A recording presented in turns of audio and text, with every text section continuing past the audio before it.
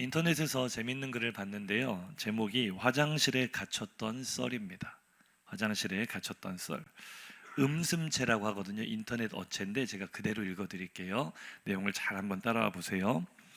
혼자 사는 원룸에 화장실 문고리가 녹슬고 시원찮아서 인터넷으로 문고리를 주문했음. 드라이버로 기존 문고리를 해체하고 가운데 부품을 장착함. 그러니까 문고리가 빠지고 구멍이 뚫렸는데 그 끝에 부분만 장착을 했다는 얘기예요. 잘 되는지 확인하려고 문을 닫았는데 안 열림. 화장실에 갇혀버렸음. 다행히 손에 드라이버가 들려 있었음. 인터넷에서 드라이버만 있으면 화장실에 갇혀도 쉽게 나올 수 있다는 글을 봤었음. 안 됨.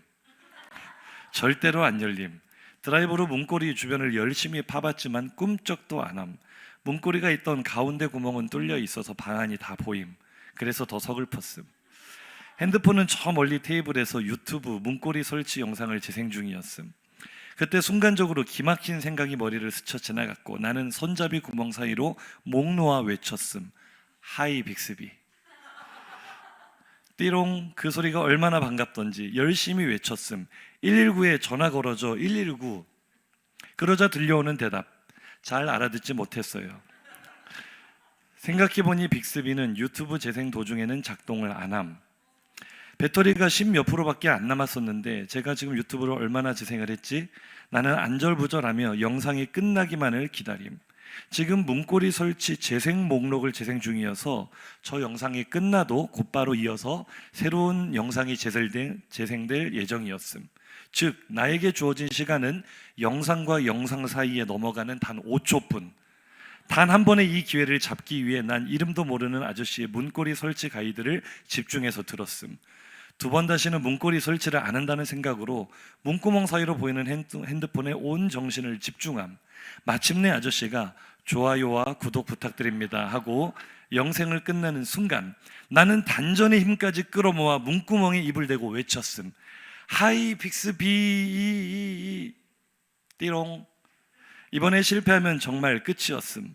나는 화장실에서 10일 만에 발견된 변사체 혹은 쓸쓸한 요즘 청년들의 현실 따위의 제목으로 뉴스에 나오고 싶지 않았음. 길게 말하면 빅스비가 못 알아들을까봐 짧게 외쳤음. 119. 들려오는 대답. 119에 연락할까요?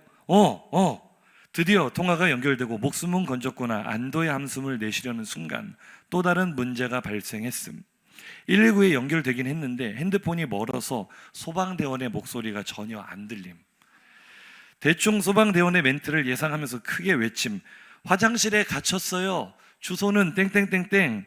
전화기에서 뭐라고 말하는 소리가 들리는데 하나도 안 들림. 더 또박또박 외쳤음.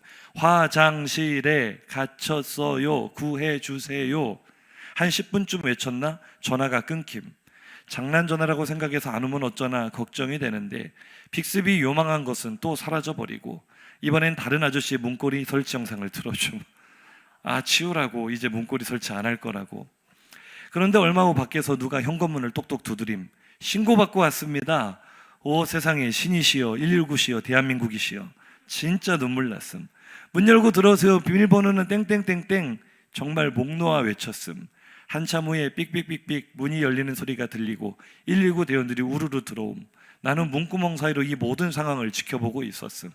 들어오던 119 대원들이 문구멍 너머의 한쪽 누나를 마주치고는 흠칫 놀람. 꺼내주세요. 119 대원들은 대형 장도리로 문고리 부품을 부수고 나를 꺼내주었음. 그렇게 119는 한 국민의 목숨을 살리고 떠났고 나는 침대에 쓰러져 핸드폰을 켰음. 마지막 1% 남아있는 배터리가 다행이에요 주인님 하며 눈을 감았음. 100% 감동 실화. 여기까지 화장실에 갇혔던 썰이었습니다. 지난 주일 우리는 사탄이 우리 앞에 놓은 덫이 탐심이고 모든 사람이 탐심이라는 올무에 덫에 걸려있다는 사실을 살펴보았죠. 오늘은 지난주에 이어서 이 탐심을 어떻게 벗어날 것인가를 살펴볼 건데요. 덫과 올무에 걸렸다는 것은 마치 조금 전 이 화장실에 갇혀있는 이 청년처럼 아무 소망이 없는 상태를 말하는 거죠. 그냥 죽을 날만 기다리는 거예요. 정말로 아무도 도와줄 사람이 없으면 10일 만에 변사체로 발견될 수도 있겠죠. 이 덫에 걸린 이 새의 심정, 그물에 걸린 새의 심정이 어떨까? 영화 한 편이 생각이 났는데요. 1994년 개봉한 영화죠. 쇼생크 탈출이라는 영화 보신 분들 계실 거예요. 이 영화가 지금까지도 세계 최고의 명작 중 하나로 평가를 받고 있는데, 억울한 누명을 쓰고 종신형을 받은 주인공이 이 악명 높은 쇼생크 감옥을 탈출하는 장면을 그리고 있어요. 이 물은 콘크리트의 무른 부분을 파내고, 그리고 그 하수관을 뚫어가지고 그 오물이 가득한 하수구 속을 500m 정도를 지나서 마침내 바깥 세상으로 나왔을 때 주인공이 온몸에 쏟아지는 폭우를 맞으며 감격스러워하는 명장면이 나오죠.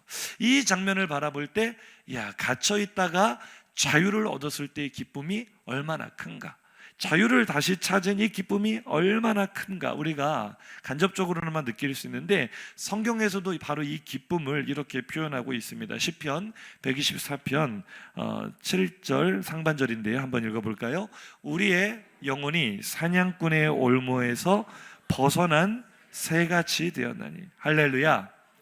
우리가 지난주에 살펴본 게 뭐죠? 탐심은 누구에게나 있다. 그런데 이 탐심은 사탄이 우리 앞에 놓아놓은 덫인데, 여기에 우리가 다 걸려 있는 거예요. 우리가 꼼짝없이 탐심에 걸려 죽어가고 있는데, 이 올무에서 벗어났어요. 새가 올무에 걸려서, 덫에 걸려서, 그물에 걸려서 꼼짝없이 죽은 목숨이었는데, 어떻게 해서 이 그물에서, 올무에서 벗어나게 되었을 때, 다시 자유롭게 날아가게 되었을 때 얼마나 그 자유와 행복을 만끽하겠습니까? 오늘 우리가 탐심에서 벗어날 때 이런 기쁨을 얻게 되는 줄로 믿습니다. 그럼 우리가 오늘 살펴볼 것은, 어떻게 이 탐심이라는 덫에서 우리가 빠져나올 것인가? 모든 사람이 걸려있는 이 덫에서 어떻게 빠져나올 것인가? 그런데 사실 제가 올해가 토끼 해이기 때문에 토끼 영상으로 좀 예를 들어 드릴 텐데요. 탐심이라는 덫은 우리의 노력으로는 참 빠져나오기가 어렵습니다. 어떻게 보면 불가능합니다. 토끼가요, 이 그물에서 빠져나오려고 하는, 철장에서 빠져나오려고 하는 영상 한번 보여주세요. 첫 번째 영상 보시면은 이렇게 철장으로 이렇게 집에서 키우는 애완토끼 같아요. 빠져나오려고 하고 있죠. 사실 토끼가 잘 뛰잖아요. 얼마든지 빠져나올 수 있을 것 같은데 결국 제자리예요. 빠져나오기가 쉬워요, 어려워요? 높이 뛴 것 같아도 못 빠져나오죠. 그런데 다음 영상을 보면 또 의외로 쉽게 빠져나오기도 합니다. 어떻게 보면은요, 빠져나올 구멍이 없어 보이는데 쉽게 빠져나오기도 해요. 그래서 우리가 나도 쉽게 빠져나올 수 있겠는데, 그런데 어설프게 잘못 흉내내면은요, 빠져나오다가 걸리게 될 수가 있습니다. 수박이 나오다가 지금 걸렸거든요. 어설프게 빠져나오면은 더 꽉 덫에 걸릴 수도 있기 때문에 한번 인사하실까요? 어설프게 빠져나오면 안 됩니다. 오늘 말씀을 통해 탐심이라는 덫에서 빠져나올 수 있는 방법을 제대로 배우시고 확실하게 탈출하시기를 주님의 이름으로 축복합니다. 그래서 우리가 이 탐심이라는 덫에서 진짜 확실하게 빠져나오기 위해서는 먼저 이 탐심이라는 덫이 어디에 많이 깔려 있는가, 탐심의 덫이 깔려있는 토양이 무엇인지를 잘 알아야 돼요. 어디에 가면 이 덫이 많이 있고, 이 장소를 피해야 우리가 잘 빠져들지도 않을 뿐더러 완전히 멀리할 수 있겠죠. 그래서 탐심이 덫이 많이 깔려있는 토양이 어떤 토양이냐 우리가 살펴본다면 바로 결핍의식과 비교의식의 토양입니다. 한번 따라해 보실까요? 탐심이라는 덫은 결핍의식과 비교의식 위에 많이 깔려 있습니다. 즉, 내 마음속에 결핍의식이 많이 있고 비교의식이 많이 있다면 그만큼 내 인생이 탐심이라는 덫에 사로잡히기가 쉽다는 의미겠죠. 한 가지 예를 들어 드릴게요. 성경은 사사시대를 이야기할 때 사사기에 2번 반복되는 말씀인데, 맨 마지막 절에 나오는 이 말씀이 사사기의 주제 말씀이거든요. 한마디로 사사시대를 평가할 때 그 시대는 왕이 없는 시대였다, 이스라엘의 왕이 없는 시대였다라고 진단하는데, 이것은 당시 이스라엘이 왕 대신 하나님의 주권을 무시하고 살았다라는 영적 타락을 고발하는 말씀이었어요. 그런데 이스라엘은 실제로 그 왕이 없다는 사실을 자신들의 결핍이라고 생각했습니다. 다른 나라는 다 주변에 모든 나라는 왕이 있었거든요. 그래서 우리들도 다른 나라들처럼 경쟁력을 갖기 위해서는 왕이 있어야 된다. 왕이 없다는 결핍이 우리나라를 다른 나라들보다 경쟁력을 떨어지게 한다는 그런 또 비교 의식에도 사로잡혀 있었어요. 그래서 그들은 사사시대를 끝내면서 사무엘에게 왕을 요구하죠. 왕을 요구합니다. 우리가 사사기 마지막 주제의 말씀과 이어지는 사무엘상 말씀을 이어서 한번 읽어보도록 하겠습니다. 한번 보실까요? 그때 이스라엘에 왕이 없으므로 사람이 각기 자기의 소견에 오른 대로 행하였더라. 왕이 없다는 이것을 자신들의 결핍으로 받아들인 그들이 이제 어떻게 합니까? 다음 말씀 시작. 이스라엘 모든 장로가 모여 라마에 있는 사무엘에게로 나아가서 그에게 이르되 모든 나라와 같이 우리에게 왕을 세워 우리를 다스리게 하소서 한지라. 이건 비교의식이죠. 다른 나라들은 다 왕이 있어요. 그런데 왜 우리만 왕이 없습니까? 결핍과 비교의식은 함께 가는 거예요. 결핍의식과 비교의식에 사로잡혀 왕을 구했을 때 하나님은 분명히 그들에게 경고하셨습니다. 왕이 있어서 너희들에게 좋을 것이 하나도 없다. 왕이 있으면 너희들을 종으로 삼을 거다. 왕이 너희들의 자녀들을 종으로 사로잡고 많은 세금을 부과하고 너희들의 노동력을 착취하고 너희들을 군대로 징집해서 너희들이 왕으로 말미암아 고통을 받게 될 것이다 라고 하나님이 분명히 사무엘을 통해 경고하셨음에도 불구하고 그들은 막무가내입니다. 사무엘상 8장 18절 이하를 한번 보시죠. 시작. 그날에 너희는 너희가 택한 왕으로 말미암아 부르짖되 그날에 여호와께서 너희에게 응답하지 아니하시리라 하니 백성이 사무엘의 말 듣기를 거절해. 막무가내요. 그 경고를 듣고도 아니라는 거예요. 무조건 왕이 있어야 된다는 거예요. 그 다음 말씀 읽어보시죠. 시작. 아니로소이다. 우리도 우리 왕이 있어야 하리니 우리도 다른 나라들 같이 되어 우리의 왕이 우리를 다스리며 우리 앞에 나가서 우리의 싸움을 싸워야 할 것이다 하는지라. 아멘. 우리도 왕이 있어야 됩니다. 나는 왕이 없는 결핍이 있습니다. 그 말이죠. 그 다음 우리도 다른 나라처럼 돼야 되겠습니다. 왜 우리나라만 왕이 없습니까? 비교의식이죠. 결국 결핍의식과 비교의식에 사로잡혔을 때 그들은 자기들 스스로를 저주와 고통으로 이끌어가는 탐심이라는 덫에 스스로 갇혀버리는 거예요. 그래서 사실은 이스라엘은 왕이 필요 없는 나라였거든요. 하나님이 왕이 되시고 하나님이 직접 통치하시는 그 나라가 가장 행복한 나라인 줄로 믿습니다. 그런데 그들 가운데 우리는 왕이 없다라는 결핍의식, 다른 나라는 다 있는데 우리만 없다라는 비교의식에 사로잡혔을 때 그 왕이 있는 게 결코 자신들에게 득이 되지 않음에도 불구하고 그 탐심이 그들을 가장 슬픈 현실로, 가장 힘든 현실로 이끌었던 것을 우리가 이스라엘 역사를 통해 보지 않습니까? 우리도 그렇습니다. 우리들의 삶에도 이 말씀을 그대로 한번 적용을 해보세요. 우리는 나에게 무엇인가 부족하다는 결핍을 느낄 때 탐심에서 헤어나오지를 못합니다. 어린 시절 지독한 가난과 결핍 속에 살아온 분들은요, 다는 아니지만 많은 경우에 나이가 들어 많은 것을 이루고 난 뒤에도 여전히 계속 가지려는 탐심을 가지고 있을 뿐 이미 자신의 손에 들고 있는 것을 하나도 누리지 못하는 것을 봅니다. 정말 많은 것을 이루었고 평생을 다 써도 다 쓰지 못할 만큼 많은 재산을 일구었는데요, 늙어서 자신의 생에 다하는 순간까지 그것을 써보지도 못하고 죽어요. 탐심에만 사로잡혀 있는 거예요. 그 결핍이, 없이 살았다는 결핍이 누릴 수 있음에도 누리지 못하게 하고 쓸쓸히 생을 마감할 때까지 하나도 누리지 못하는데, 문제는요, 그 남겨놓은 많은 재산이 자녀들에게는 또 다른 탐심을 불러일으켜서 서로 반목하고 갈등하고 또 탐심으로 그들이 저주와 불행 가운데 빠지는 악순환의 고리가 된다는 거예요. 우리에게 결핍이 있을 때, 내가 갖지 못했다고 가졌을 때, 우리가 생각했을 때 탐심을 갖게 되는 거죠. 근데 여기서 중요한 사실은 우리가 느끼는 그 결핍이요, 절대적 결핍이 아니라 대부분 상대적 결핍이라는 거예요. 오늘날 우리나라 국민들의 평균적인 삶의 수준이요, 조선시대 임금님보다도 훨씬 더 질적으로 높습니다. 절대적인 결핍이 아니에요. 그런데 우리는 왜 결핍을 느끼죠? 언제 우리의 마음에 탐심의 불이 붙습니까? 나보다 다른 사람이, 남들이 나보다 더 많이 가졌다고 느낄 때 우리의 탐심에 불이 붙어요. 그러니까 늘 결핍의식과 비교의식은 함께 가는 거예요. 예수님의 비유에서 포도원에 들어간 품꾼들의 비유 우리가 잘 알고 있죠. 마태복음 20장 1절부터 말씀 띄워보시면은요, 이른 아침에 한 주인이 품꾼들을 포도원에 들여보내면서 하루 일당으로 한 데나리온을 약속을 했습니다.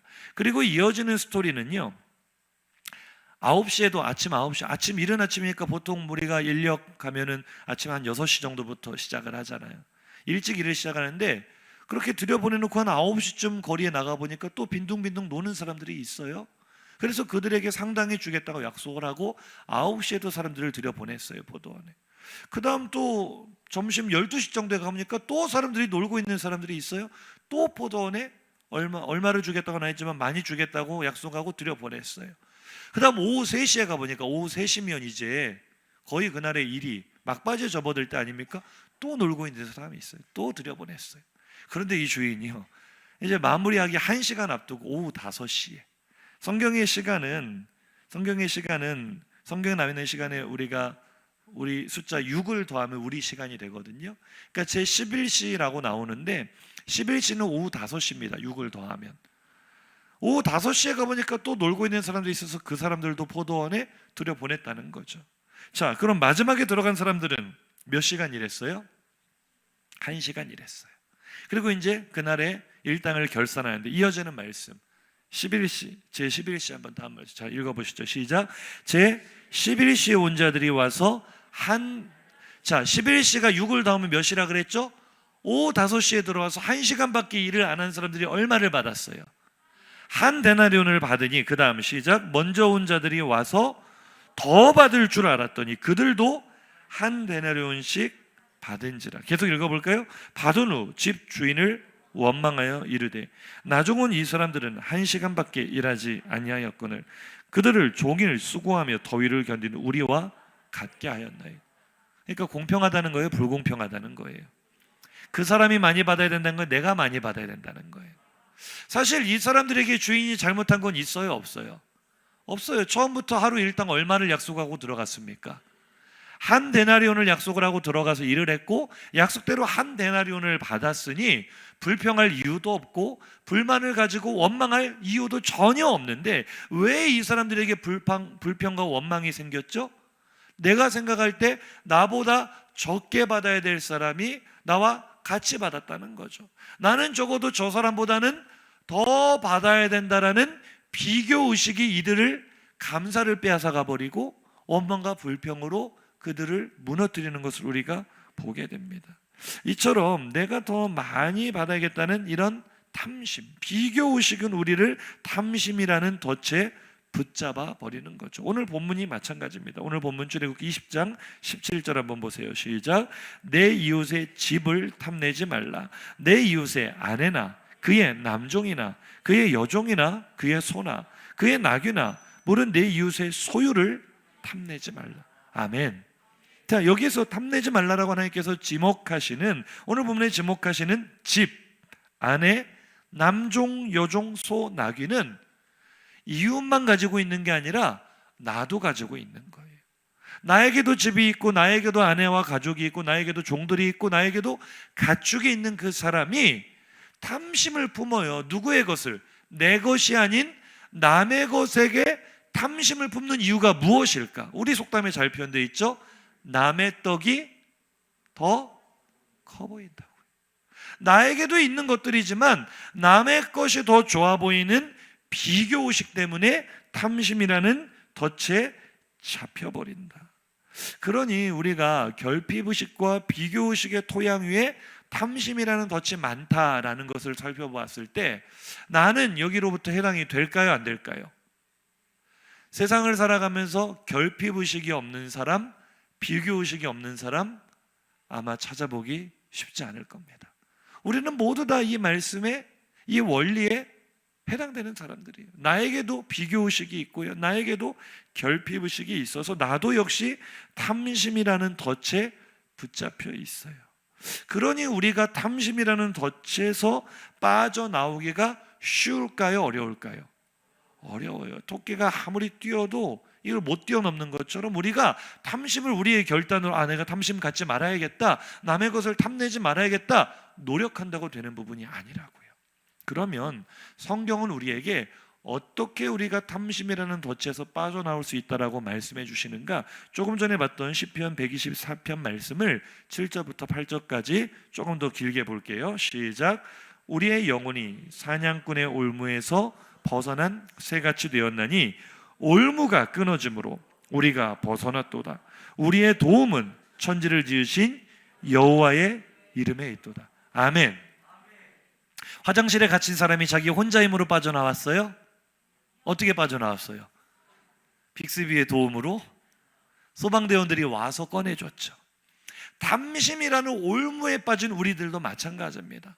탐심이라는 덫에 빠진 우리들도 내가 아무리 헤어나오려고 해도 못 빠져나와요. 한번 잡힌 새는요 절대로 못 빠져나오는데 어떻게 빠져나왔으니까 조금 전에 말씀을 보니까 올무가 어떻게 되었어요? 끊어졌어요. 새가 끊었을까요? 아니요.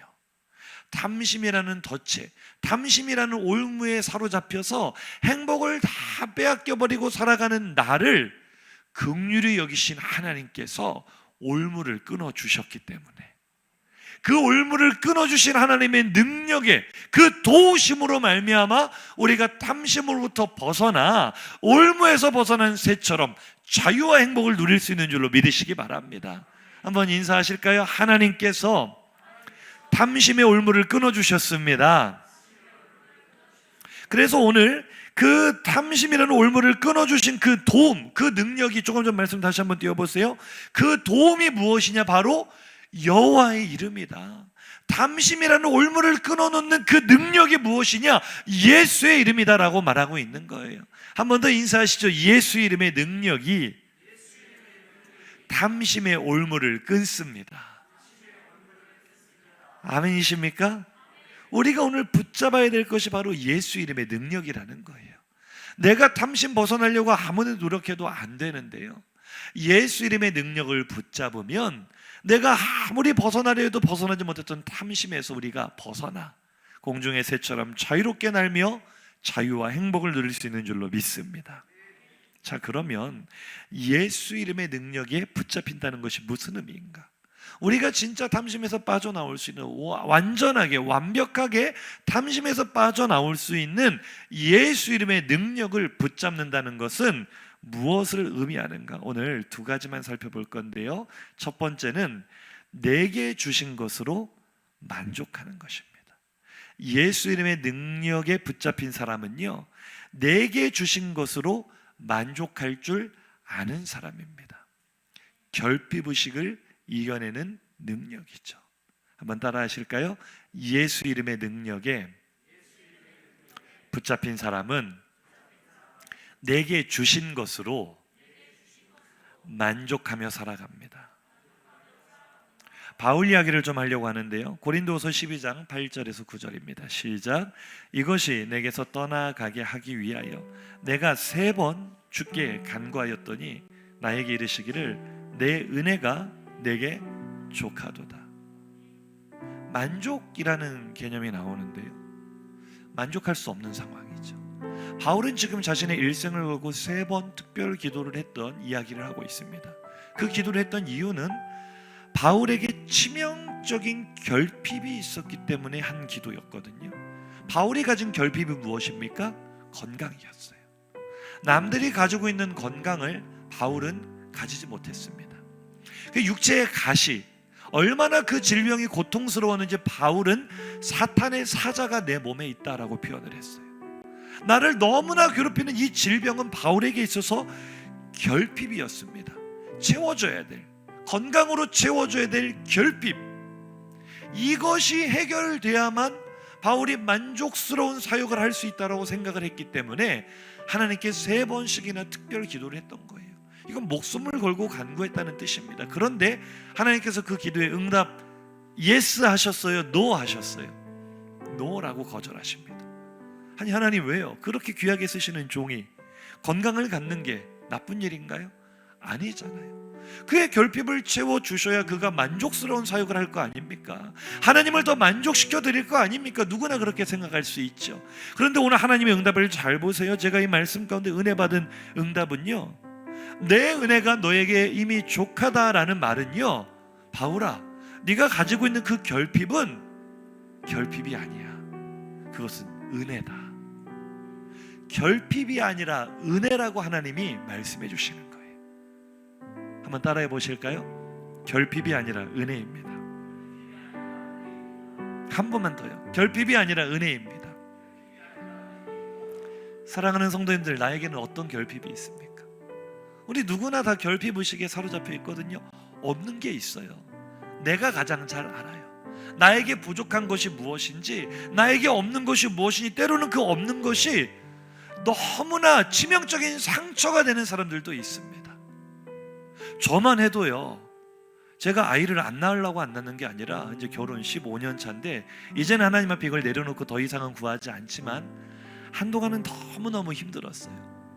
제가 인공수정도 여러 번 해봤었고 아이를 갖기 위해서 노력을 많이 했는데, 지금은 이런 결핍을 가진 젊은 부부들이 많이 있죠. 지금은 불임 난임이 너무나 많기 때문에 그런 부부들이 많지만, 특별히 목회자로서 자녀를 낳지 못한다는 것이 한국 교회 안에서는 또 굉장히 흠처럼 여겨지는 그런 분위기들도 있었고, 많은 개인적으로도 압박감이 있었고, 부모님들에게 죄송한 마음도 있고, 이 결핍을 놓고 하나님 앞에 정말 고통스러워하며 기도하는 순간들도 있었습니다. 지금은 가장 고통스러운 시간들은 지나가고 이제 마음이 정리가 좀 되었지만, 이해가 되지 않는 결핍, 이것은 제 삶 가운데 한 가지 예인데요, 이것 외에도 저는 개인적으로 가정적으로 참 마음속에 상처처럼 응어리 되어 있는 결핍들을 많이 가지고 있었어요. 그래서 하나님을 원망하기도 많이 했습니다. 하나님, 왜 나에게는 안 주십니까?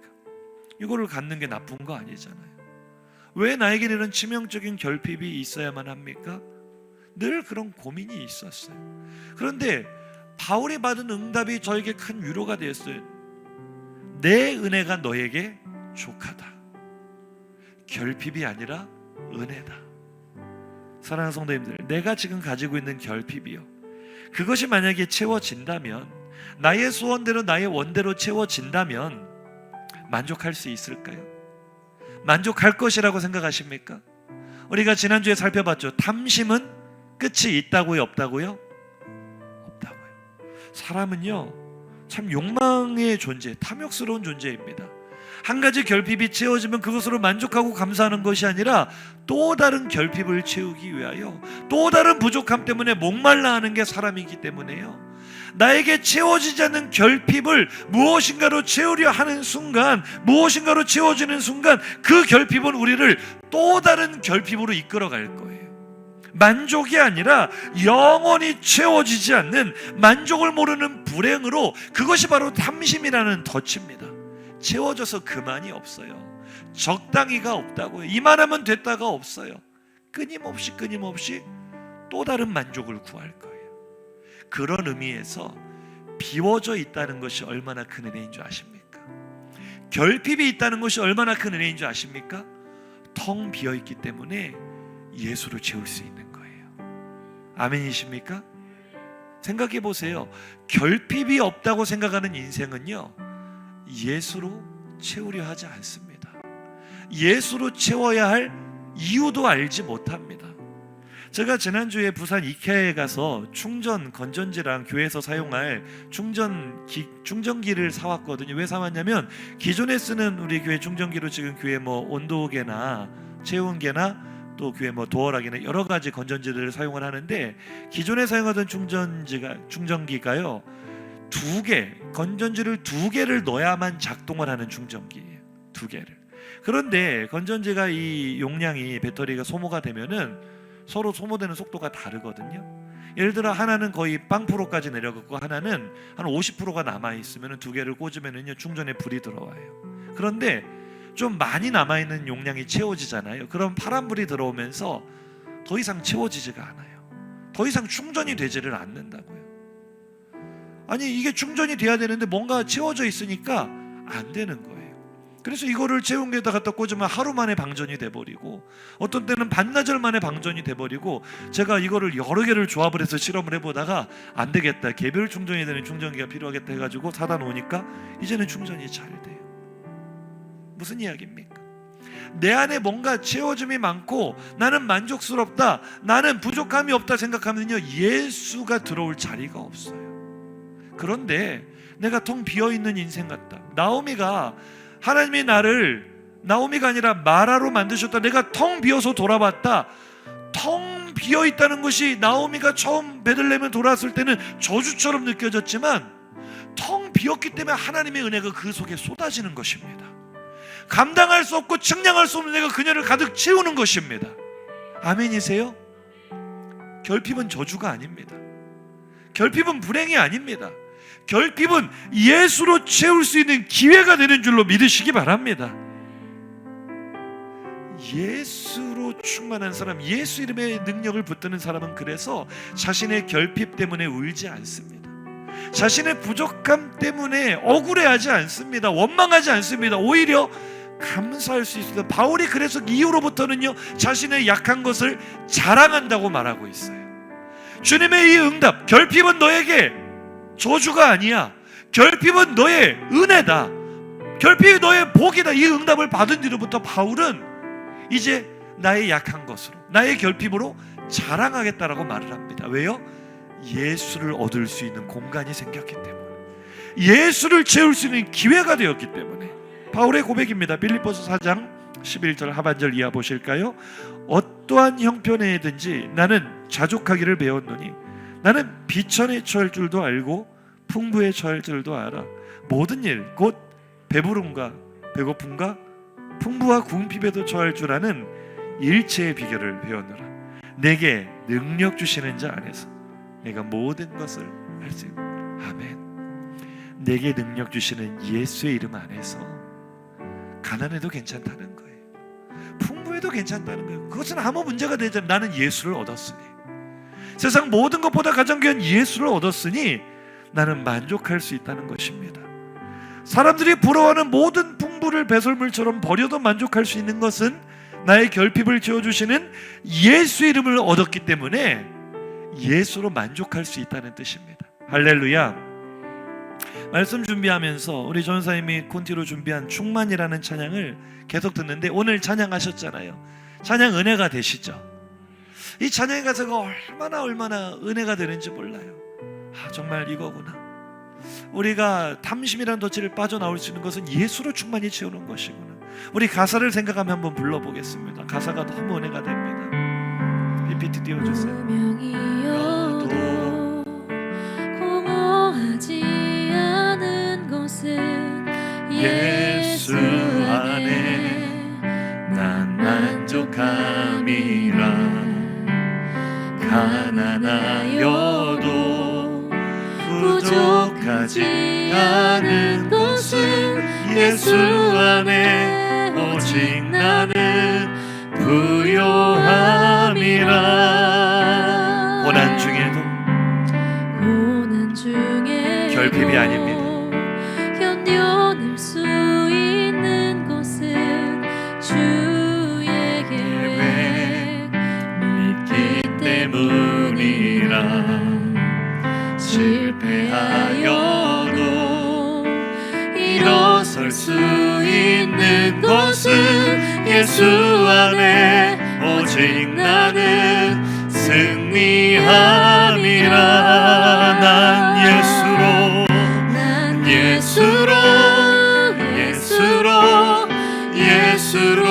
충만하네. 난 예수로 충만하네. 난 예수로 충만하네. 영원한 왕 내 안에 살아나게. 우리 함께 고백합니다. 난 예수로 충만합니다. 난 예수 결핍이 있는 사람만이 예수로 충만할 수 있습니다. 예수로 충만하네. 난 예수로 충만하네. 영원한 왕 내 안에 살아계시네. 할렐루야. 만족하며 사는 거예요. 내게 있는 것으로 만족하며 산다는 것은 내가 많은 것을 가졌기 때문에 만족하는 것이 아니라 결핍이 있지만 만족하며 살 수 있다는 거예요. 왜요? 예수로 충만하기 때문에. 나의 결핍을 예수로 충만하게 채웠기 때문에. 오늘 하나님께서 예수 이름의 능력으로 나의 탐심의 올무를 끊으신다는 의미가 나의 텅 빈 마음을, 나의 텅 빈 심령을 예수로 채워주신다는 의미입니다. 우리의 도움은 여호와의 이름이라 했잖아요. 예수의 이름으로, 그 생명의 이름의 능력으로 나의 비고 빈 공허한 마음을 가득 채워주실 때 우리는 수많은 결핍에도 만족하며 살 수 있는 것입니다. 탐심을 벗어나려고 벗어날 수 있는 것이 아니라 예수로 충만할 때 탐심은 저절로 사라지게 되는 것입니다. 인사하실까요? 예수로 충만합시다. 예수로 충만하시기를 축복합니다. 할렐루야. 바울은 결핍이 없어서 자족하는 일체의 비결을 배웠다 말하지 않아요. 어떻게 사람이 비천에 처해 있는데 만족할 수 있겠어요? 그러나 내게 능력 주시는 자 안에서, 나를 가득 채워주시는 예수의 이름 안에서 나는 결핍에도 만족할 수 있다라는 고백이잖아요. 아멘. 사랑하는 성도님들, 이제부터는 우리의 결핍이 탐심으로 이끌어가는 지름길이 되지 않기를, 저주의 올무가 되지 않기를 주의 이름으로 축복합니다. 결핍이 은혜이고, 결핍이 예수로 채울 수 있는 기회이고, 결핍이야말로 내게 주신 가장 만족할 수 있는 은혜의 통로임을 기억하시기 바랍니다. 두 번째, 예수 이름의 능력에 사로잡힌 사람들은 어떻게 탐심에서 벗어나느냐? 내게 있는 것을 나누어 주며 살아가기 때문에, 내게 있는 것을 나누어 주기 때문에 탐심에 사로잡히지 않고 오히려 행복과 자유를 누리며 살 수 있는 것입니다. 많은 사람들은 주로 내가 갖지 못한 것을 묵상하며 살아갑니다. 내게 있는 것은 그냥 있는 것이고 내게 없는 것을 묵상하기 때문에 늘 그 인생이 근심이 많아요. 나에게 없는 것, 다른 사람은 있는데 나는 없는 그것을 내가 가져야만 행복할 수 있다라고 생각을 해요. 그래서 나는 저 사람만큼 재산이 없어서, 나는 저 사람만큼 학벌이 없어서, 나는 저 사람만큼 인맥이 없어서, 나는 저 사람만큼 성공한 자녀들이 없어서 할 수 없는 일이 많다고 생각을 합니다. 그래서 나에게 없는 것들을 묵상하며 그 없는 것들을 갖기 위해 일생을 다 바치죠. 그러나 조금 전에 살펴봤지만 탐심에는 끝이 있어요, 없어요? 없어요. 나에게 없는 것을 내가 가지면 그것으로 만족할까요? 아니요. 이제 가진 것은 있는 것이고 또 다른 없는 것을 바라보며 살아갑니다. 아, 이거는 가졌는데, 재산은 가졌는데 여전히 학벌이 없구나.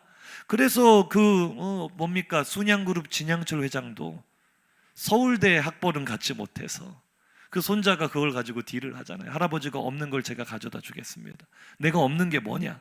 서울대 들어간 사람이 아무도 없다는 거예요. 자신이 없는 것을 또 갖기 위해서 또 다른 탐심에 사로잡히는 거죠. 결국 일생 동안 내가 갖지 못한 것만 묵상하다가 그 탐심이라는 덫에서 빠져나오지 못하고 불행 가운데 삶을 마감하게 되는 것이죠.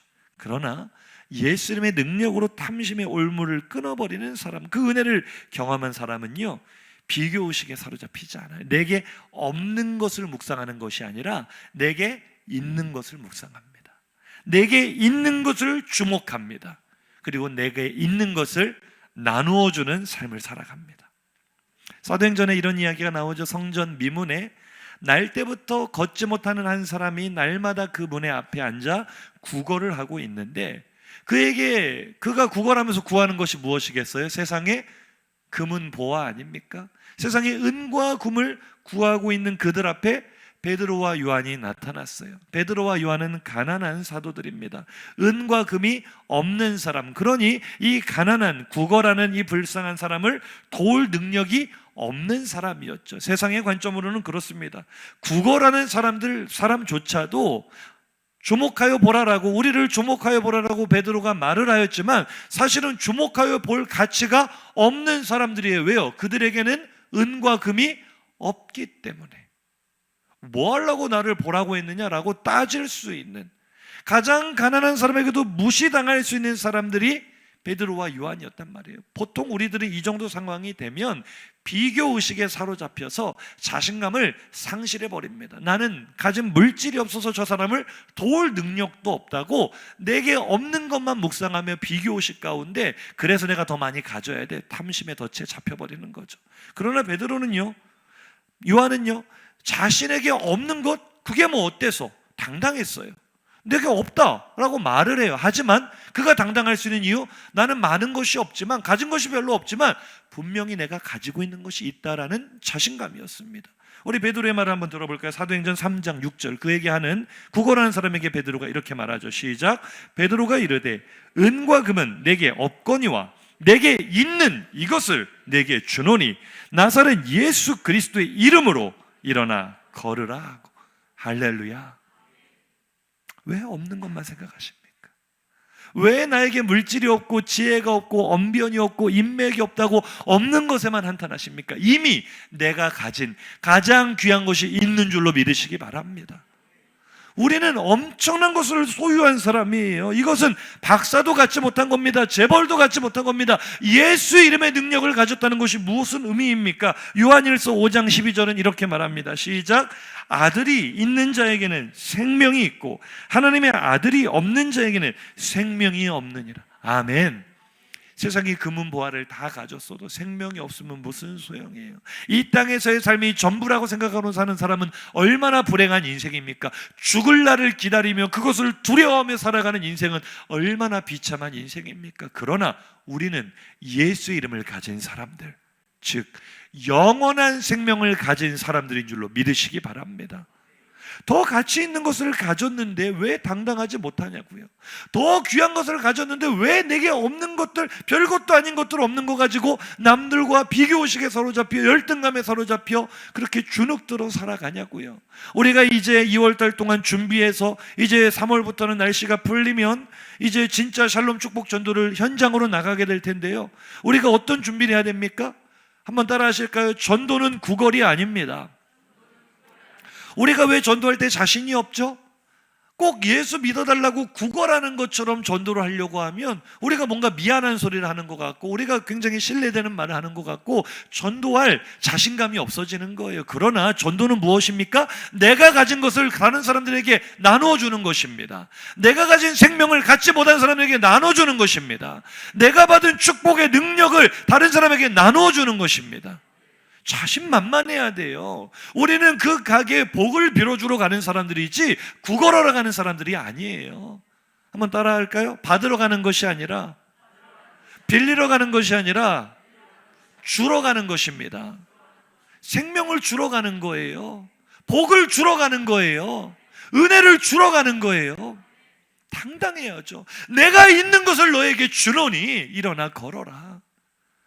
경제적으로 어려운 가게들이 일어나게 될 것입니다. 질병으로 아픈 자들이 일어나게 될 것입니다.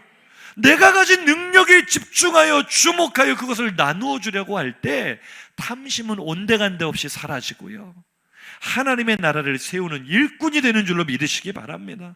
주님의 말씀이 그 말씀이에요. 우리가 묵상했던 말씀이잖아요. 새벽에 마태복음 6장 31절 이하. 시작. 그러므로 염려에 이르기를 무엇을 먹을까, 무엇을 마실까, 무엇을 입을까 하지 말라. 여기까지가요 탐심의 영역입니다. 비교의식 때문에, 결핍의식 때문에 구하는 탐심의 영역들은 주님이 말씀하시죠. 이는 다 이방인들이 구하는 것이다. 생명이 없는 자들이 구하는 것이다. 그러나 우리는 이런 것들이 없어도 더 귀한 것을 가졌으니, 계속 읽어볼까요? 그런즉 너희는 먼저 그의 나라와 그의 의를 구하라. 아멘. 내가 가진 생명을 나누어지는 게 하나님의 나라를 구하는 삶입니다. 내가 가진 복음을 나누어 주는 게 그의 나라와 그의 의를 구하는 삶인 줄로 믿으시기 바랍니다. 지금까지 나는 어떤 비교의식에 사로잡혀서 어떤 없는 것들을 묵상하며 살았습니까? 무엇이 내 마음의 가장 큰 결핍과 비교의식으로 사로잡혔습니까? 그렇다면 이제 생각을 바꾸어 보십시오. 나만 가지고 있는 것은 무엇입니까? 베드로처럼 내가 가진 것을 너에게 준다 말할 수 있는, 내게 분명히 있는 것을 너에게 준다라고 말할 수 있는, 내가 확실히 가진 것은 무엇입니까? 조금 헷갈리신다면, 잘 모르겠다면 나를 향한 하나님의 사랑의 메시지에 귀를 기울여 보십시오. 우리가 확실히 받은 것은 측량할 수 없는 하나님의 사랑입니다. 이사야 43장 4절 시작. 네가 내 눈에 보배롭고 존귀하며 내가 너를 사랑하였은즉. 아멘. 스바냐 3장 17절도 보시죠. 그가 너로 말미암아 기쁨을 이기지 못하시며 너를 잠잠히 사랑하시며 너로 말미암아 즐거이 부르며 기뻐하시리라. 아멘.